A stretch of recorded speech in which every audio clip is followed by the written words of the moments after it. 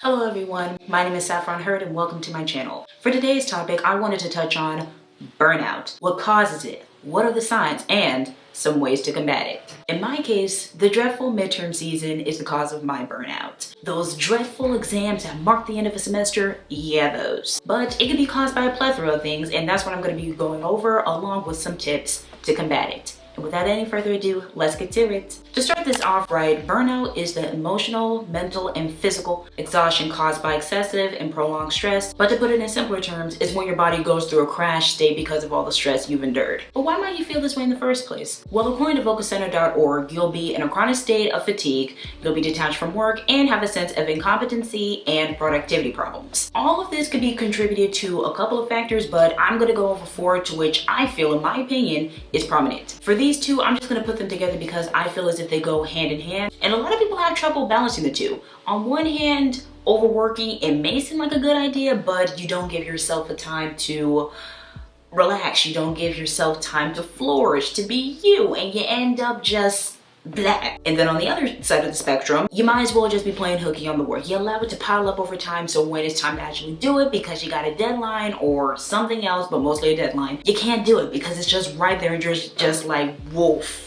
So you gotta find a balance. Mindfulness, I'm not gonna lie, is hard. And what I mean by mindfulness is staying in the present. Don't worry about the past or what you already did. Don't worry about the future and what's gonna happen. You gotta stay in the present when it comes to this type of stuff because you can only focus and only control what happens in the present. And then another thing that people don't even try to factor in when it comes to burnout is isolation. You've been in the house too long, you've been at your place too long, you haven't touched grass, and it doesn't have to be with people. Even if you haven't gone outside in a while, that's a problem. You need fresh air, you need vitamin C, you need all your nutrients, because being in one place for so long, you start to get used to all your surroundings yourself. For example, if I stayed in this room for a long period of time without any lights or with a lamp on, I would go crazy. Why? Because my brain is already used to all this darkness and this aura around me that how can I allow my brain to flourish and breathe? How can I allow myself to think clearly? In fact, I'm making it a lot worse. Okay, what's on our checklist? We already went over the definition, the 4 permanent factors, what causes it. Oh yes, now the tips. Before you do anything, I want you to surround yourself with daily affirmations. I promise you, it's gonna make the changer.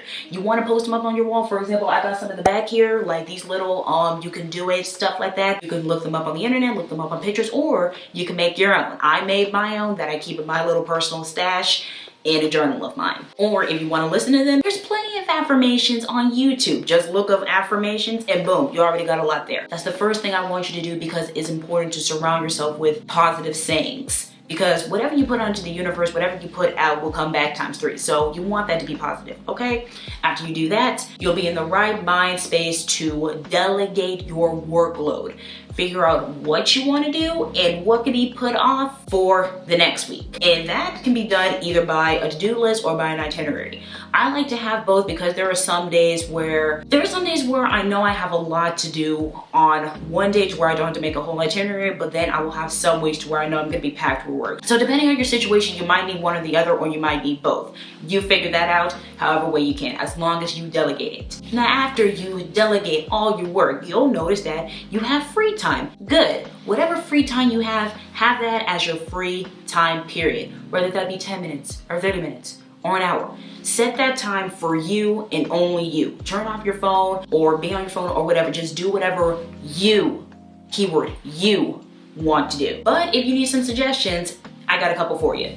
You can meditate. Guys, honestly, meditation has changed my life. Even if it's just for 10 minutes, I just like to sit on this black carpet, put on a little bit of meditation music, and just be within my inner self. And I promise you, you're gonna feel different after it. But if you don't want to sit on the floor for 10 or 30 minutes or an hour, then that's cool. Pick a hobby or pick up a hobby and bask in it. Have you not been sculpting in a while? Get your sculpting materials, get some at the store and sculpt.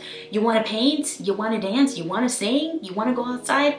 Do that. Bask in those hobbies that you left off for a long while because you deserve it. You've gone over all your work, you've split it up, you've done all this stuff, and now that you have all this free time, you might as well pick up those hobbies. Sort of like a little forgotten treasure. And for my final tip, and this might be a little bit extreme in our world of technology, limit your social media use or delete it altogether. And the delete portion goes to all the social media holics out there. And yeah, I might be a hypocrite because, oh, I bet you won't delete your social media, otherwise I'll be, yeah, I get that. But I'm not on it 24/7. Like, I'm barely on Instagram. Twitter is non-existent. Literally the only social media that I am on is YouTube. Not only because I record videos for you lovely people, but because I watch it myself. How do I put this? It could be like a parasite. Once you have it, it just consumes you.